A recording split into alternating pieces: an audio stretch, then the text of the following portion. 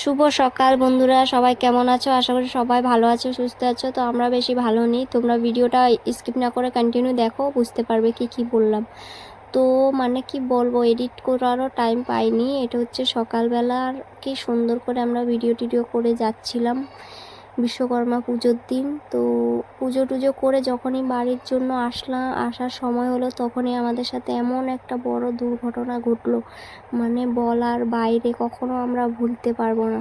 তোমরা ভিডিওটা ফুল স্কিপ না করে দেখতে থাকো, তো তোমরা কি বলবো সব কথা তোমরাই শুনতে পাবে, কি কারণের কি হলো আমাদের সাথে।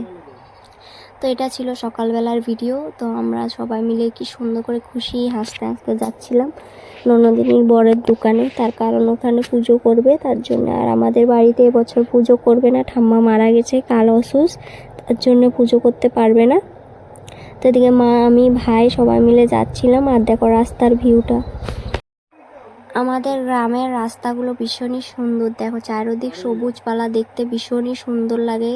তো চারিদিক ধান লাগানো হয়েছে, তো দেখতে তার জন্যই এতটাই সুন্দর। তো সকালবেলা দেখো ভীষণই মানে হাসি খুশিতে আমরা যাচ্ছিলাম। তো তোমাদের দাদা ভাই আগেই গিয়েছিল সনকে নিয়ে, তো তারপর ভাই আমাদেরকে নিতে আসলো। তো আমরা রেডি হয়ে বসে আছিলাম ঘরে।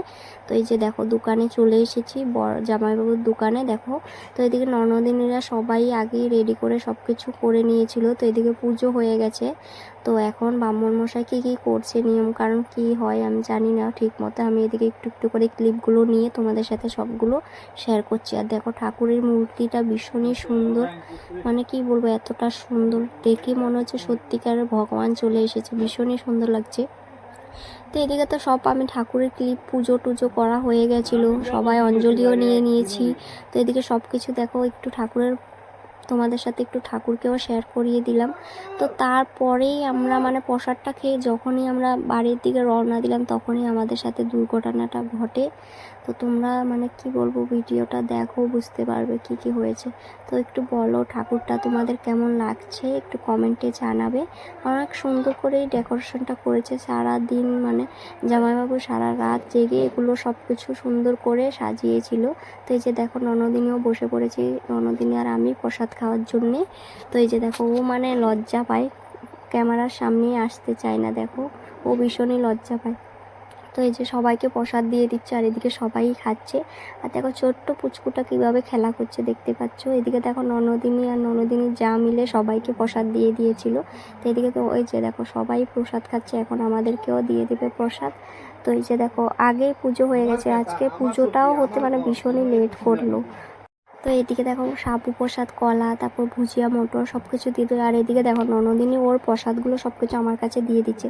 তারপর আমাদের প্রসাদ খাওয়া হয়ে গেছিলো। এদিকে দেখো বাইরে একটু বেরোলাম, ভাবলাম একটু ফটো ক্লিক করি কয়টা।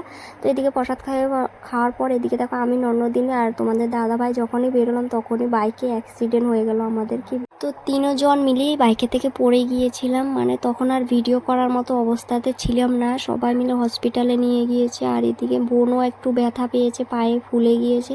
তো আমার বেশি কিছু হয়নি, মানে কি বলবো, তখন ভিডিও করার মতো মানে অবস্থা ছিলাম না, তার জন্য আর কন্টিনিউ আমি ভিডিওটা করতে পারলাম না। বিকেলবেলা এতটুকুই ভিডিওর ক্লিপ ছিল, তো এটাই তোমাদের সাথে শেয়ার করলাম।